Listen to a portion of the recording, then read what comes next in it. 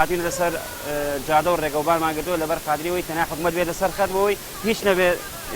پارەی بنزینەکەمان تۆزێ بۆ دابەزێنێ یاوەتە کارێکمان بۆ دروستکە جیاواز بین لە خەڵکی تر یاوەتە نرخی بنزینەکە بێرێت و ئاستی جاران معقول نییە من لە خانەکەین بنزین بکڕم بە 450 لێرە بیکڕم بە 1050 دینار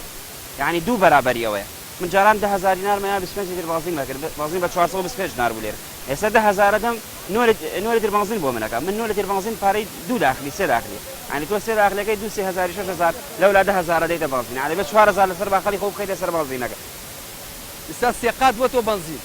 من شلون ايش كم كابراي الرابو استيماني نفري 5,000 الرات استيماني ديتو ب 5,000 يعني كرياكي 7,000 دابا بنزين 3,000 ادابا نقابه 5,000 دابا ناخواردي هيجي بو نامين يعني بو شي بلا شي بكم باب انا بنام جادام شي بي باشا بكم دو صلاه دو ام حكومتي ما ام دو بنماله كاري كان كردوه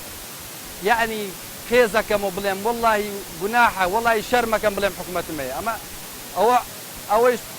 هالبجاردنا مع أحد خويا كمان دو دسيمات شكل صوتي بيتي ساكيش برلمان شان داخل درابقان داخل كإيش أنا ما